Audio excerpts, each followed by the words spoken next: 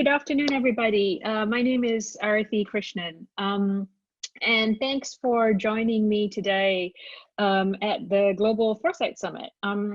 So I'm here today more as, and to talk more sort of reflecting some thoughts that I've had over this whole process, and I'm here to sort of share that with everybody. I'm going to try and get through this without screwing up the technology, so please bear with me. So as I said, my name is Aarathi Krishnan. I've worked in humanitarian and development aid for almost 2 decades now. And in the last years have been working in strategic foresight within that.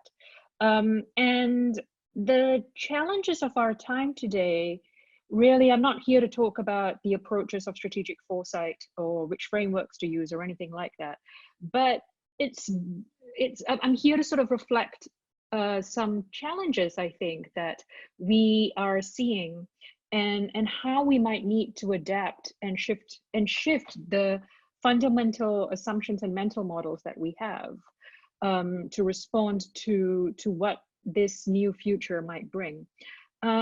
I wrote a recent blog on the weekend, and my talk today, or my reflections today, will mirror that a lot, plus some additional perspectives from previous work. But the reason I guess I wanted to start on this process was a real feeling of shame and guilt. One of the most heartbreaking truths of today and of the global pandemic is how much it's shifted our commons.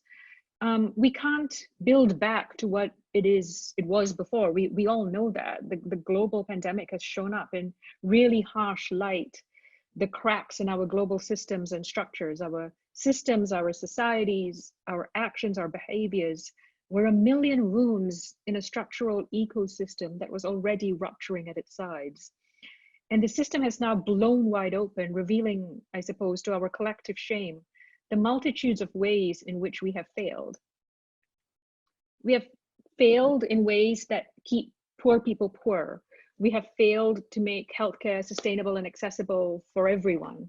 We have failed to safeguard our planet. We have failed to make the world more equal, more just, more safe. And we have failed not just because these were Herculean challenges that were impossible to solve. Rather, in my opinion, it's because of our collective lethargy and apathy to truly reimagining a completely different status quo. We have failed because the systems that we are a part of, that we continue to uphold, talk of disruption and transformation, but these systems don't set out to disrupt or transform themselves. The pandemic isn't the great big equalizer we talk of. Communities of color, lower income and socioeconomic groups, those that fall between the cracks of easily defined vulnerabilities, those with health fragility are bearing the brunt of this as they always have. It's the recurring theme of how the pandemic has played out. This is a quote from a Guardian article a few days ago that said, it is the poor, the uninsured, the disenfranchised, the information poor, and the less mobile are sitting ducks. But what COVID-19 has shown us, which has been a beautiful unraveling, I suppose, is that most of us yearn for something different. We see this in the amount of scenarios, commentaries, blogs that are coming out. People talk of whether this is the tipping point that we needed to push towards a more just world, a more sustainable, safe, flourishing, equitable world. Pockets of power that have previously not considered this are talking about reframing capitalism as a radical reform, about policies such as basic income and redesigning social safety nets for frontline workers as obvious solutions. And perhaps we yearn for this because this pandemic has brought directly into our doorsteps the frailty of our very existence that we've been trying to keep a stranglehold of. If we truly want to break away from the shackles of our past, we need the imaginings and dreams of another new world, of new normals, absolutely. But this cannot be an existential reflection. We need to go beyond that. And we need the political and leadership commitment to a deep-rooted overhaul of the institutions and ecosystems that are meant to protect and uphold public good. As they are designed today, they are nowhere near fit for purpose, fit for future, for the types of future that we are very fast hurtling towards. To have any kind of chance of flourishing beyond this for all of us, we cannot relegate the responsibilities of change, of innovation, of solutions just to the individual and community level. The springing up of mutual aid groups and mutual solidarity groups have been brilliant, but we need the institutions and ecosystems, both at the global and local level, to legitimize themselves in a space of very fast decreasing trust, to be the very institutions that are meant to be, that we need for them to be. And to achieve this legitimacy means not just looking at these new normals merely as exogenous changes to the institution that requires an external facing change or an external facing transformation, but rather, how do these institutions themselves need to transform internally in order to meet these changes of the new frontier? And this is the most fundamental truth of it all. We also need to understand what created those systemic wounds in the first place. A lot of us that work in whether it's foresight, innovation, and change, and program design, we work in spaces where often we assume, or I guess designers might assume, that singularity and linearity in a lot of our approaches and frameworks. And though our practice does challenge us to see that past hegemonies don't necessitate similar future states, the very practice itself can be steeped in bias and surface level rhetoric and not deeply interrogating what is needed for all of us to change in a very complex world and how change actually happens in complex environments. So how do we talk about the future in vulnerable contexts when people are juggling crippling poverty or feel unsafe? How about in contexts where young people do not necessarily feel that they have full agency over their own destiny, where family, culture, religion might play a greater role in how their lives might develop? What about spaces where indigenous culture and history has been overtaken by capitalist labor markets? Whose visions of the future ought to prevail? Whose vision of change ought to prevail? So why then do we keep using this dominant normative frameworks? Why don't we question our own biases and assumptions every time we do so?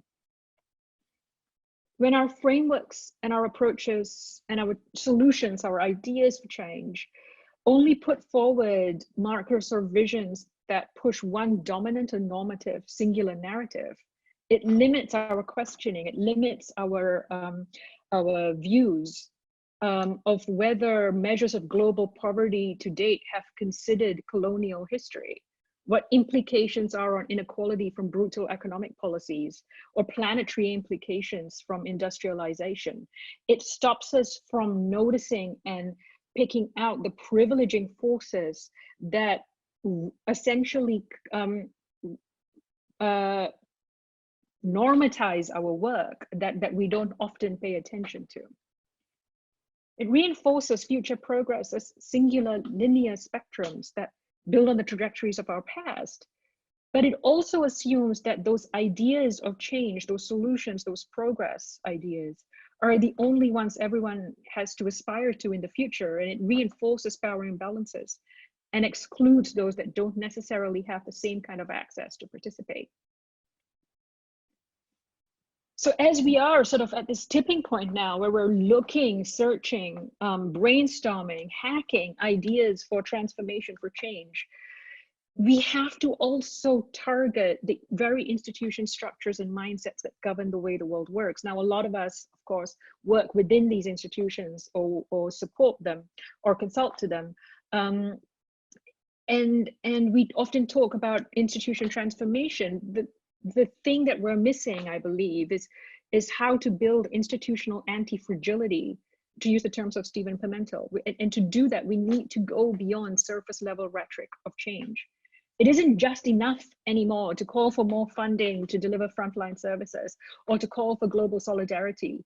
Institutions need to emerge into emergent learning ecosystems that recognize that the status quo that they inhabit is very shaky terrain, and that work to bring the innovation and experimentation and change that's happening on the outside of their systems and institutions, on the periphery of it, into the core.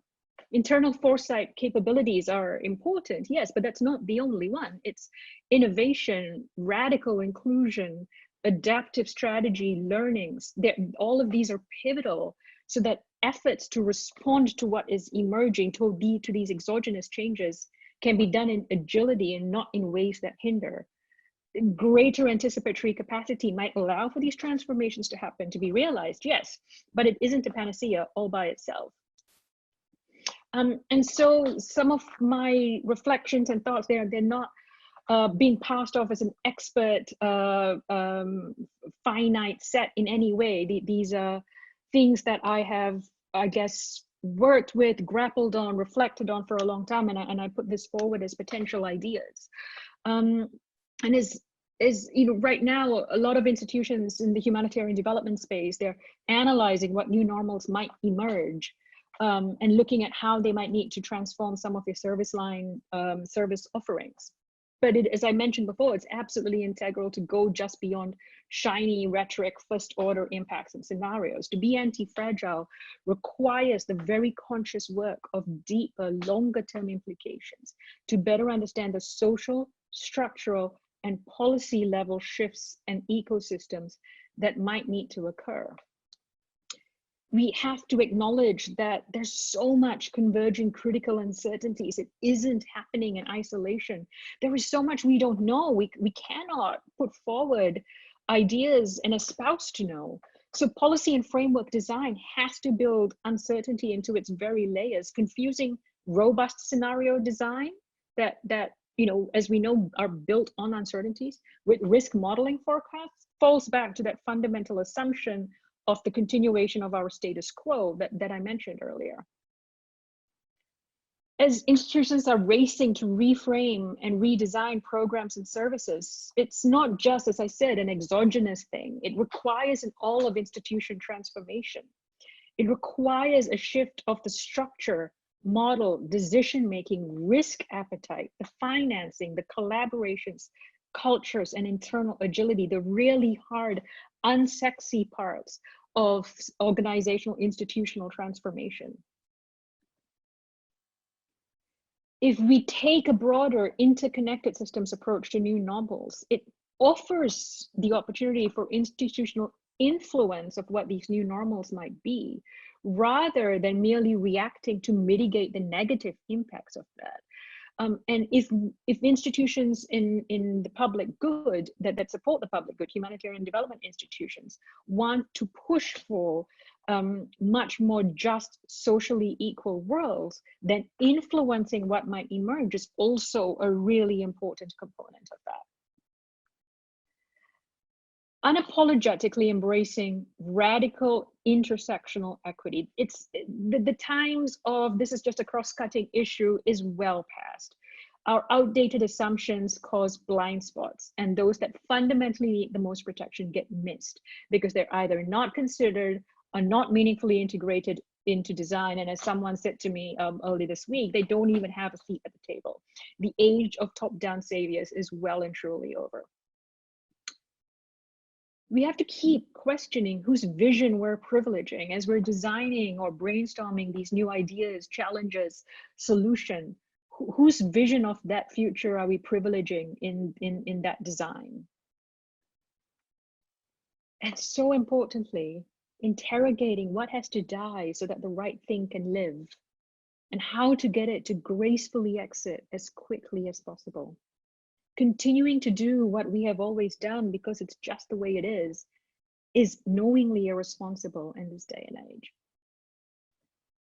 So I want to ask for those of us that are practitioners policymakers, decision makers, those that are trying to drive systems change and institutional change for social good, can we move from arrogance to empathy, from savior to humility, from thinking about just them over there that we need to go and sort things out for, to all of us together, to putting groups and targets together as homogeneous communities?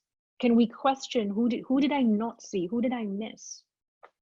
In designing static outputs from the start, can we move from that instead to what am I assuming? What are my biases? Can we move from the position of technical expert to a position of, you know what, this is really hard, this is really difficult, I don't know, but let's find out together. All people, and particularly those that are not used to seeing themselves reflected in decision making, whether it's women, LGBTIQ, those with disabilities, the working classes, or ethnic minorities, have as much right as the elite to understand what their own role has been and will be in our collective future. And I guess this is what gives me hope, that we have an opportunity here to repair the breaks in our system, to repair our social contract, and to hold our institutions to account. We have an opportunity to collectively contour a global narrative that reimagines not just how we live and work together, but fundamentally shifts the structural pillars of how we serve those that need it the most, and how we serve each other. Thank you. So I'll stop there and stop sharing my screen. I really look forward to hearing some comments or thoughts and from everybody. So I've got some questions in the Q&A, and I've also got some questions in the chat. Okay, so one of the questions here, what should the role of governments in the understanding, development, and transformation of a new normal? Do you think governments and leaders have the strategic vision to see beyond and foresee the future complex challenges? I personally, hold on, am I going to answer this live? Okay. I think the role of government more than ever does need to be a lot more collective in how it's looking at the transformations of new normals, and bringing in much more diverse perspectives and views is integral. And I don't think it's enough anymore to just bring in technical experts that all sit in a quiet room and redesign frameworks and policies. I mean, you know, right now as we speak, there's a global hack going on. For those of you that are also following that, going on for 3 days over this very weekend. And it's genuinely looking for different ideas and ways in which to respond to not just the challenges of COVID, but also what new normals might be. The challenge is going to be about how much of that is actually meaningfully integrated into policy design. Do you believe in experts, or are we all experts in the whole community? I think that we have all got specific expertise to bring. I think that whether that expertise is a specific technical knowledge or expertise in lived experiences, they all have validity. I think the challenge again is knowing when to bring it all together in mutual seats around the table, rather than having it just designed by a collective few. How do we give enough space to challenge the assumptions and ideas of the types of decisions that we're making? So I guess a shorter answer to that, I think that we all have specific expertise, whether that's professional, technical, or personal lived experiences. And the challenge or the opportunity might be, is how much percentage we can give all of that to have spaces to contribute.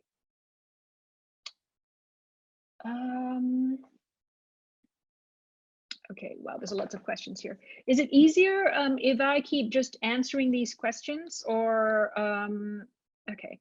How would we, okay, I'm just going to keep answering the questions. From Jonathan Hung, what are my top case studies from what I've seen in restoring the commons? real estate, land, sun, natural ecosystem, machinery, platforms. I don't actually know the answer to that as yet. I haven't. I mean, Kate Raworth's donut economics is a good example, I suppose. Is a good example, not I suppose. It is a good example of how we reimagine the economics of our time to be within planetary boundaries. I also really like the work of Jason Hickles when he questions models for inclusive growth and how we might need to measure that a little bit better. There's her name has just completely flown out of my head, but an amazing writer and practitioner wrote a piece, and I'll try and find that after this, around how do we restore architecture and design using indigenous approaches and natural indigenous approaches to design, and it was fantastic, and how we can look at those spaces for ideas around local innovation. This is a good one. What would motivate the ones now in a position of power to change the status quo and make a reshare of that power? Oh, I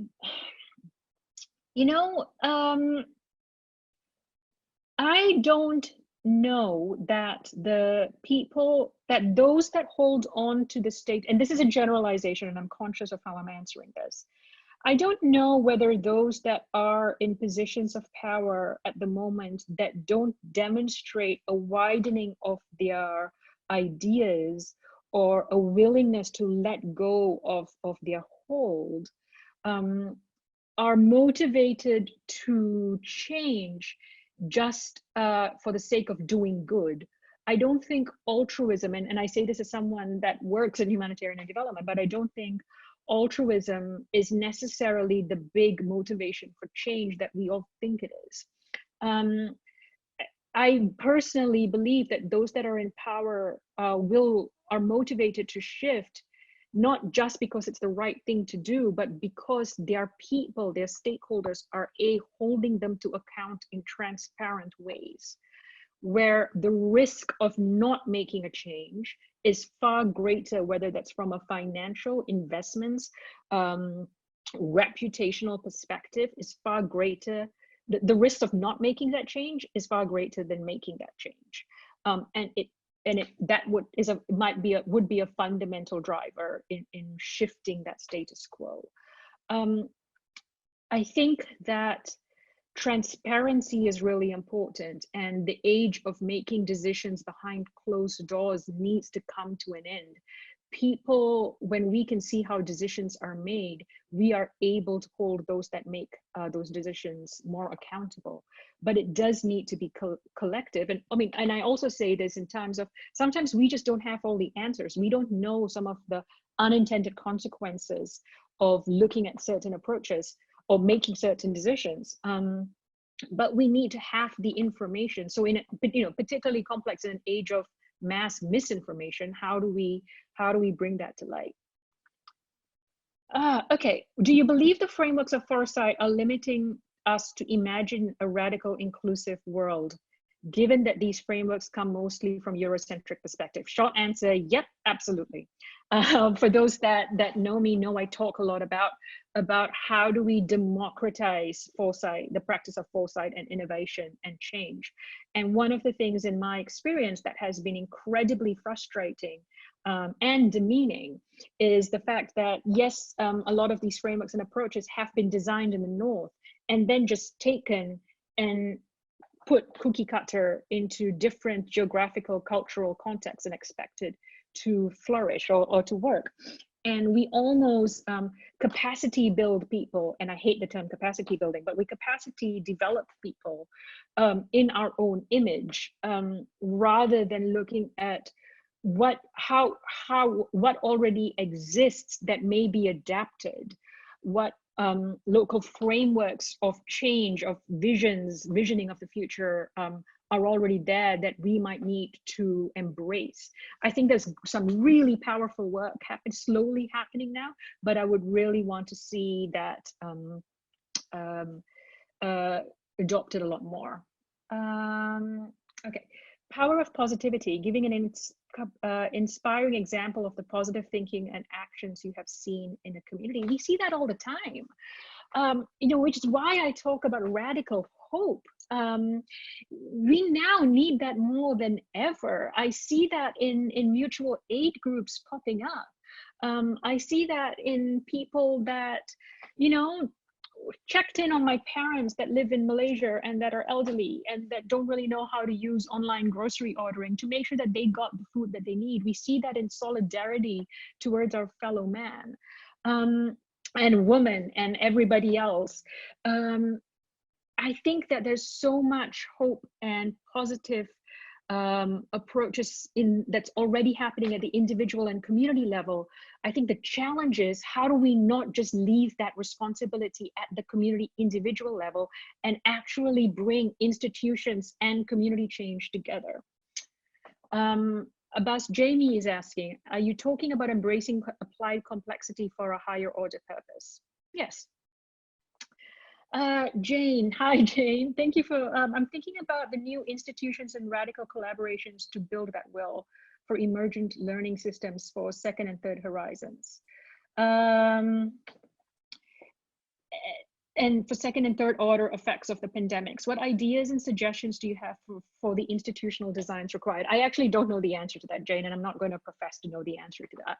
What I would love to see though is how we can build, because even as we're doing our second order, third order analysis, can we do that in a collective way? Can we actually build genuine interagency, intersector analysis of what that might look like, and create platforms where multiple agencies and multiple institutions from different, you know, similar type institutions maybe within civic sector or that are working in cities come together, rather than keeping it fortressed, nationally fortressed or institutionally fortressed into each individual institution. So I don't know the answer to that, but I would love to know how we can work that out together.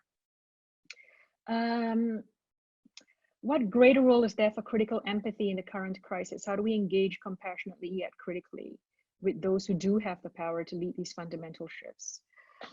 I mean, I think empathy, in my opinion, and again, these are all my opinions, I'm not passing this off as any sort of expert fact, but man, we lack empathy. We lack empathy in our policy design. So the barriers we put up, where we have to imagine either the worst of ourselves or the worst of others, and we become so risk averse in our policy design, we lose sight, I think, of that true empathetic nature. About, you know, someone once said this, I don't know who it is, so I can't attribute the quote, but the sign of the most robust policy frameworks or approaches are how the weakest experience it.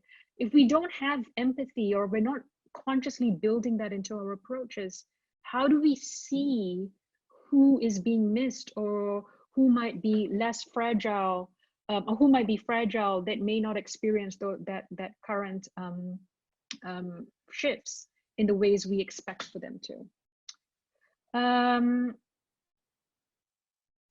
Okay, the next question. We need to shift perception as well as perspective, yet what about difference of cultures? Couldn't that even be an opportunity to change if we embrace them? I'm not sure what you mean. Do you think, are you saying, can we change cultures? I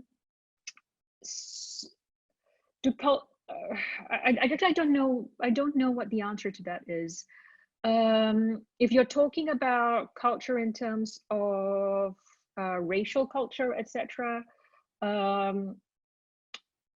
yeah, I don't know. I don't really know what the answer to that is. Maybe if you could re-ask that question again. I'm sorry. Okay. Do you have thoughts on how people that are older might engage with youths today to support a sense of hope in a very uncertain future? Yes. I think that as someone a lot older, so there's a couple of things. When I see a lot of youth initiatives or youth initiatives, I should say, the people in decision-making power of those youth initiatives still tend to be older people. It tends to be people like you and I. it's very rare if you want to engage youth collaboration and amplify youth collaboration. It genuinely requires for us that are older, that may be holding the power, to just take a step back and letting young people actually decide the policy or program they want to run, and trust them to design the risk approaches, the financing approaches, the advocacy approaches in which to run that. And letting them be leaders in their own right, rather than talking about empowering young people. People don't need to be empowered. People have their own power. But how can we actually step aside and provide a platform, an ecosystem, or resources in which for that to happen, but not actually have to be front and foremost of that? What is the parallel event that you have just mentioned that right now that is, oh yeah, that's the global hack. So just type in the global hack. And it was started by, it was started at the behest of the Estonian government, but they've had like tens of thousands of people that have participated in the first pilot a few weeks ago, and it's now happening this weekend as well. So just Google Global Hack. It's a pretty amazing initiative. What are the key elements that humanitarian organizations should be in mind to survive after and during the COVID crisis? I think there's two. How do institutions need to fundamentally shift its frontline service and program offerings, but how the institution to also challenge the assumptions that the institution has of its status quo. So our institutions, our humanitarian development institutions, assuming that post-COVID, everything is just going to revert back to how it was before, that their identity, their structures, their mandate may not need to shift. And I think that's a fundamental flawed assumption. So I think in terms of being, bearing things in mind, yes, absolutely, responding to exogenous changes, scenario planning, contingency planning, absolutely, but also unpacking what are the fundamental assumptions that institutions have about their business model and how they do their business, and providing the space for that to be challenged. How do we design, normalize, expect personal commitments to equity into normal practice? Individuals often behave so differently when they become part of an institution. Which comes first, individual change or community cultural change? I don't know, actually. That's a really, really good question. Individuals do become so different when they become part of an institution. It's like we lose our individual self. We have to embrace the institutional culture. But how do we allow for space for us to bring our whole true selves into work? And not just from saying that from a really cheesy perspective, but our whole true ideas and perspectives. And I think part of that is to actually allow for healthy debate. We don't debate in institutions, in offices, again, this is a generalization, but very often we don't feel safe enough to actually voice our true opinion or our true dissent in our work. Because we fear the repercussion, we fear of not following the status quo, or what might happen to us. But what that points to is that our organizations have not created cultures and spaces that make people feel seen or safe in where they work.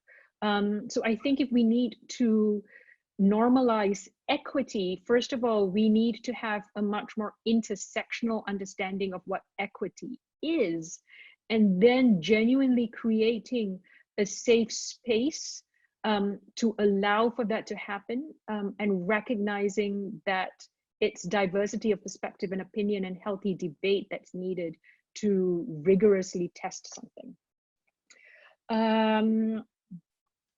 Okay, bringing in innovation more centrally, what advice do you have for technical assistants or consultants trying to do this? Stop trying to be the expert.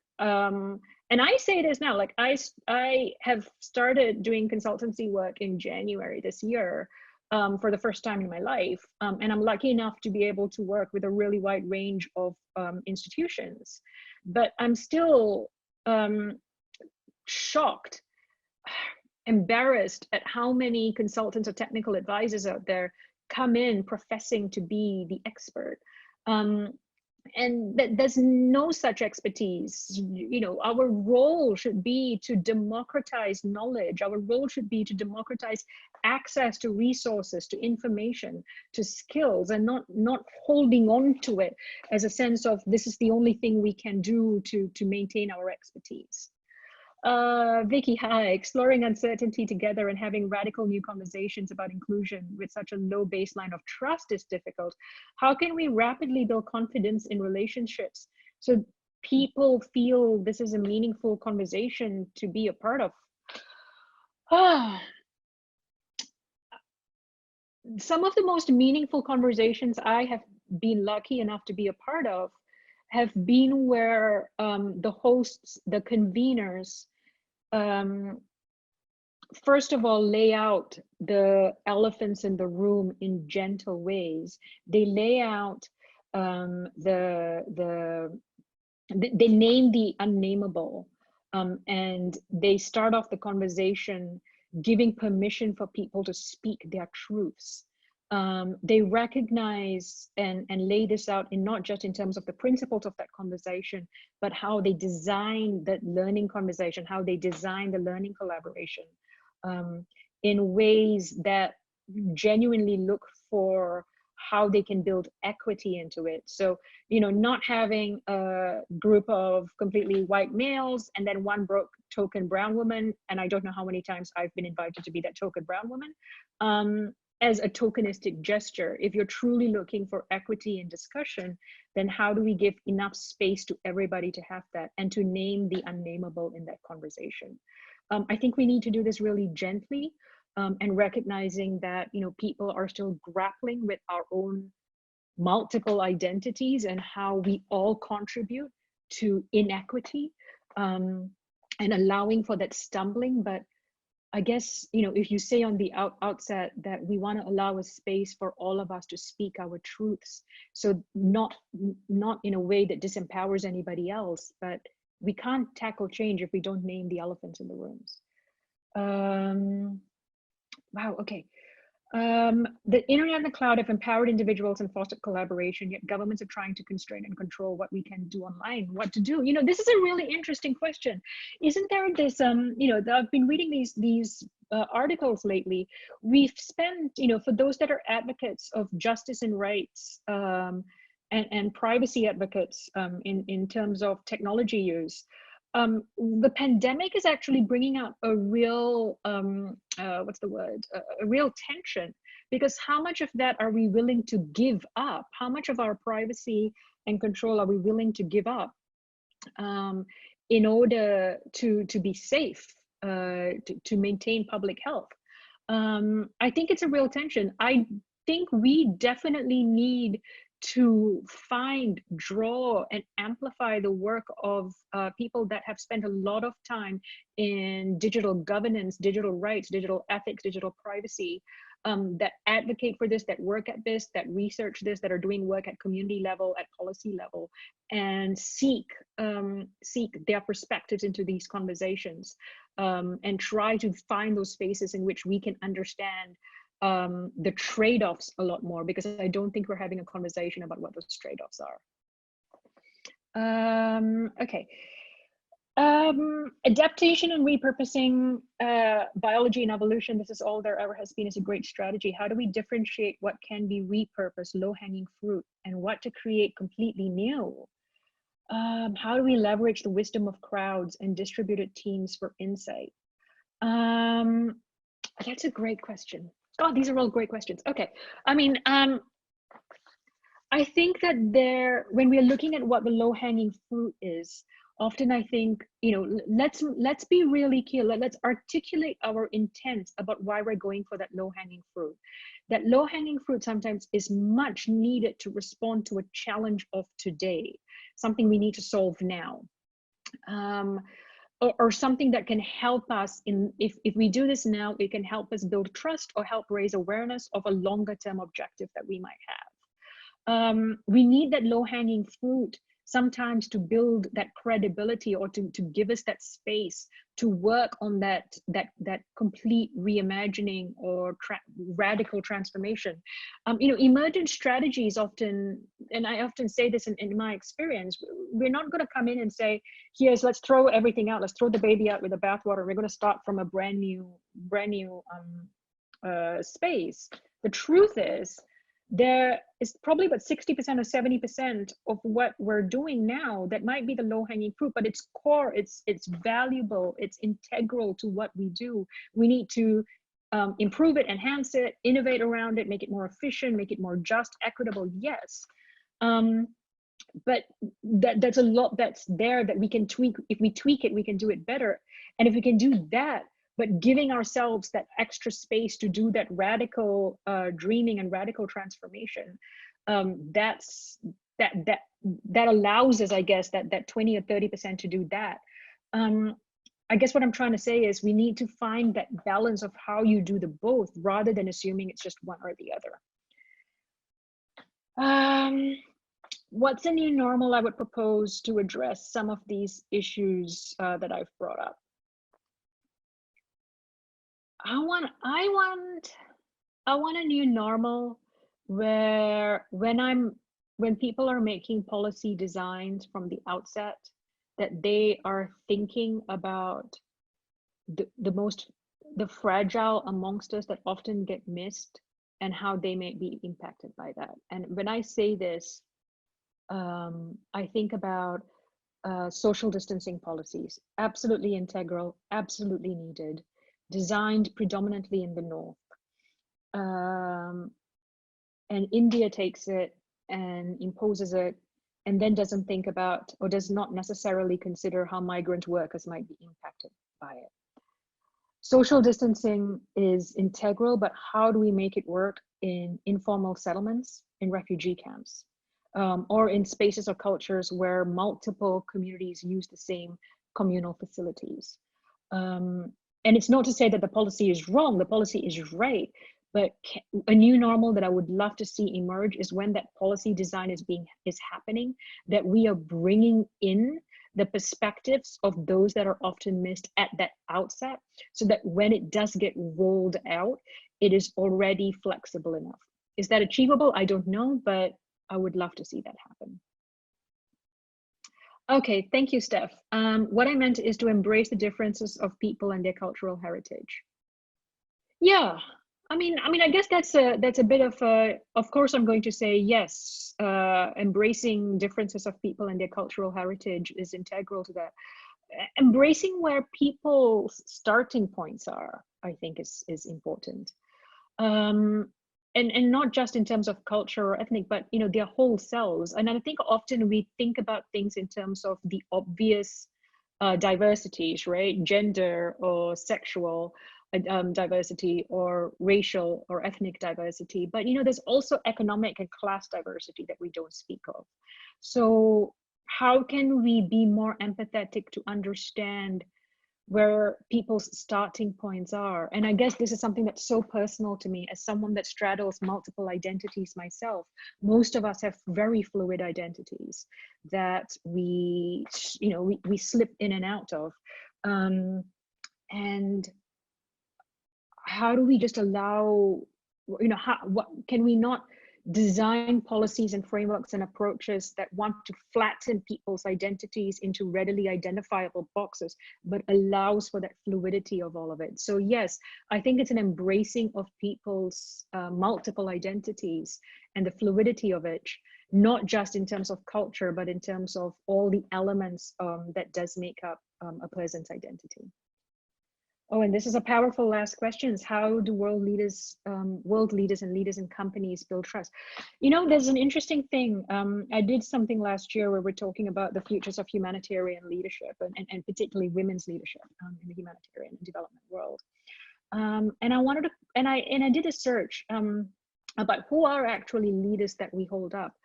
And when we look at the leadership of Jacinta Ardern or Michelle Obama, or the leadership of those that really inspire and empower all of us that we really resonate with? What are those elements of that are really important that we can identify and bring in when we're talking about leadership development or leadership transformation?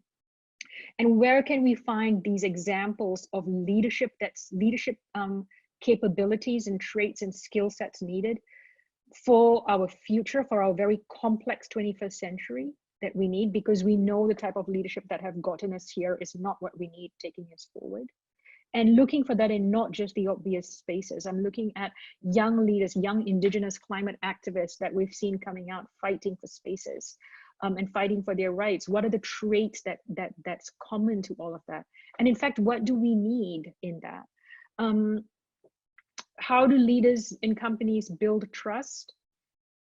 Showing, I think, transparency, that they don't know all the answers, showing the ability to shift and be a lot more agile, showing their openness to embracing a much wider sense of diversity and equity, and showing that they want to contribute to something greater, that they're willing to have difficult conversations and not just coming out with sound bites, I think. That was the end. Oh, there's one more. What are the sources of foresight in leading humanitarian responses aside from the obvious? Are you looking for those that have, approaches for humanitarian, for foresight in humanitarian, what exactly do you mean by that? As in frameworks, approaches, methodologies? I'll wait for that to come back. And I'm just looking at the chat. I think that's pretty much very covered off all our questions here.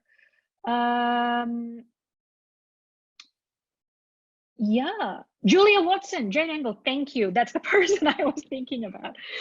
Indigenous, yes, Indigenous architecture. That's fantastic. And yes, Daniel Christian Wall also talk about design for sustainability. Healthy ways of bringing in populations around the world who are going through an inward turning phase. People not ready of embracing the age of more expansive, inclusive sense of identities, aside from, oh yes, no. I don't know that answer. I know that ignoring those groups have been, I don't know the answer to that, to be honest. I know ignoring them has been to our peril, all our collective peril. Just wanting space for people to be heard doesn't mean, privileging that space just to a select few. I would love for a group of us to come together to think about how do we actually do that, because it's really hard. It's personally challenging. It can be really confrontational, but coming back, the premise or the principle of meeting people from where they are at means that. And I think often people go inwards, and I might be so wrong in this, but people go inwards. People want to blame the other when people feel disempowered or missed from federal and national policies, when people feel that they are not included, when people have trouble finding work, putting food on the table. People that are disenfranchised often are the ones that often start to blame the other, and we are all to blame for that, I suppose. I think if we're about to say, let's start, let's try to understand where people are at, and let's take that as a starting point, then trying to understand what is the underlying reason for that disenfranchisement in particular is really, really important. But I don't pose to be an expert in that, and I would love to hear from others. Okay. Lauren Eason, what are your thoughts about helping professionals who can, even with good intentions, to dominate with their own privilege lenses? That is such a good one. And I think we are all, we all fall victim to that ourselves. I constantly have to check my own biases and assumptions. And I think that if we can, for those of us that recognize we might have these traits, can we come together to look at ways in which we can consciously check each other? And I think it's that thing around, and I should stop saying I think, when we consciously unpack our assumptions and mental models, when we consciously and intentionally look for perspectives that we are missing, if we consciously are able to articulate humility and not assuming that we are the expert in the room, which it takes a physical and emotional and intelligent and intellectual stepping back, that might start. I'm going to come back to this other question. I think we tend to overlook unconventional wisdom by constantly looking to the richest, most powerful. Bill Gates may be very smart, but he's an example of obvious foresight abilities. What about communities? Are there means of extracting novel thinking? Yes, absolutely. I think that there is a lot of work happening. If you Google things like inclusive foresight, there are practitioners out there that are working in these spaces. There's also a lot of work happening around local innovation, inclusive innovation, and that can provide a good marker for us. What historical examples of transformation would be helpful now?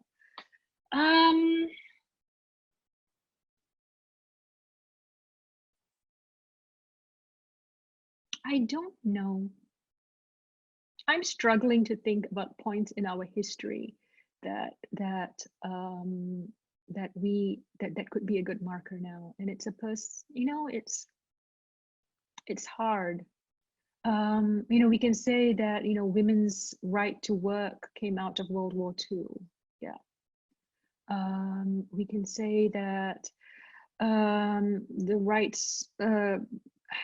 rights of African Americans came out of the civil rights movement in the United States. But the truth is that there have been, I do think that this is a seismic shift, like those movements before, that can point to a different way of being for all of us. But there's also been so much that's just stayed the same. I don't know, but I know that I think, again, I keep saying I think, but I don't know.